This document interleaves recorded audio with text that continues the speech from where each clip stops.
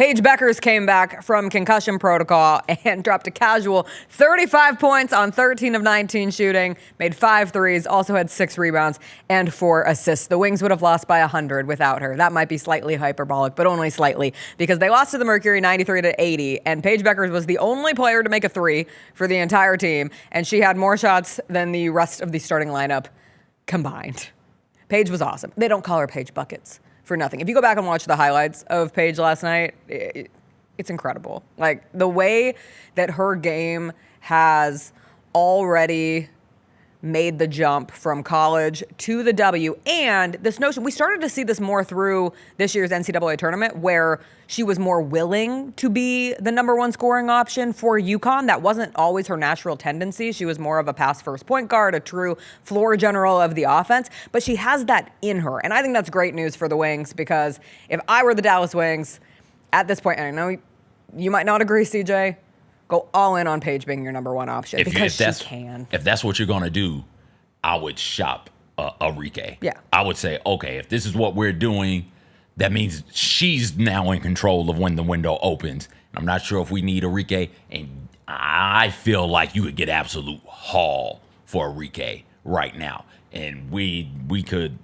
speculate recklessly about who could send what and give who for Arike, but it will be some pretty big name players that you could use to build around Paige Bueckers. And I cough. I'm looking, where's West? That I think that way is West. I'm looking west towards the Aces. Like, maybe y'all might want to break up some of those pieces and bring in a perimeter scorer, because you have none of that. They also need a big. Hey, start one thing at a time. Figure it out from there. That's what this is for. And I'm sure the Wing have somebody you could grab to be a backup big or something or another. I don't know, but definitely that's the team. I would say, hey, go ahead and break up some of those chicks on the perimeter and make a push for Arike.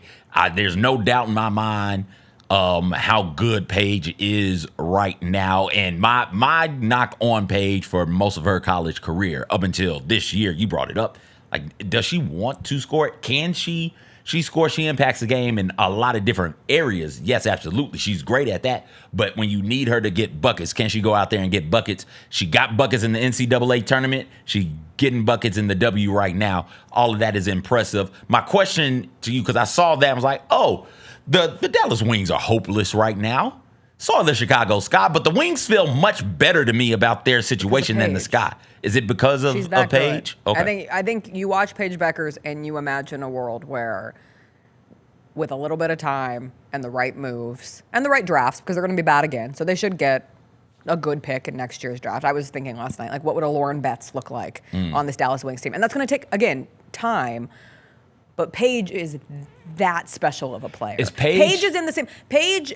There was some stat from last night, and I can't remember if I sent it or not, so I don't know the specificities. But she's putting up numbers that she and Caitlin Clark are the only 2 rookies in WNBA history to be having these kind of scoring games. I believe it was 35 and 5. So rookies who have had 35 or more points and made 5 threes in a game. Like, it's Paige Bueckers and it's Caitlin Clark. And we've talked so much. I don't want to bring anybody else into this conversation, but in terms of 2 players who are on similar talent trajectories in the W, it's those 2. Like, it's those 2, and then eventually in 2 years, if Juju comes off of her ACL. Like, there's just something different about those star quality players who truly can do it all. Because for Paige, it's not just scoring, obviously. It's being able to facilitate. It's being able to lead the offense. She's a good defender, great ball handler, great scorer. Like, that's what you build a team around.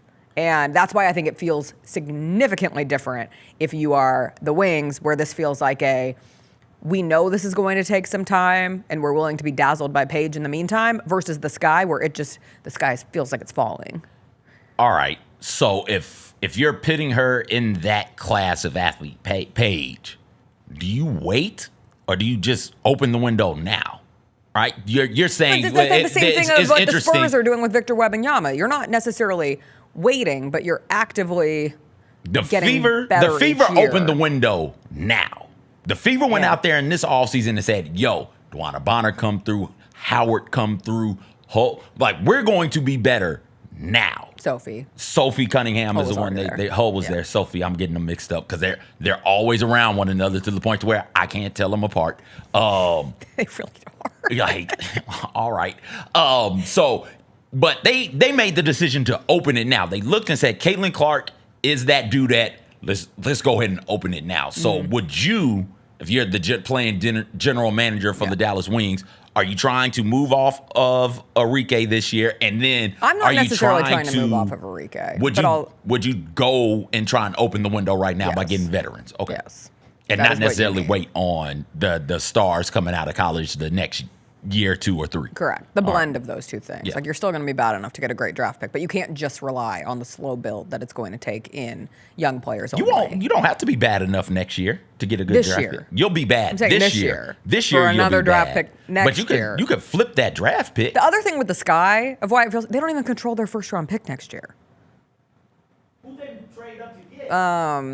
Was it Cardoso?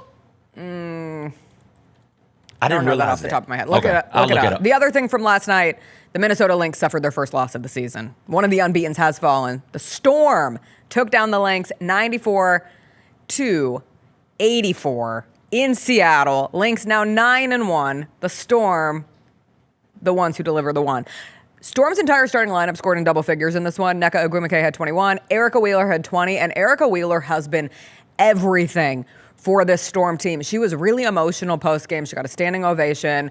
When that move happened of her going from Indiana to Seattle, it was seen as obviously a positive for the Storm, but I certainly didn't anticipate her being such an important catalyst in why they are one of those upper tier teams in the W. We talked yesterday, Lynx and Liberty head above everybody else, but then there's this collection of teams behind them, be it the Dream and the Mercury and the Storm, and the Aces continue to struggle, but the Storm are right in there because of Arike Wheeler. Like, she had 20 and 9 last night, and she had 2 daggers that put it away, both a big 3 that put them up 88-84 with 46 seconds left, and then she had the and 1 layup finish that officially sealed it in the final seconds of the game.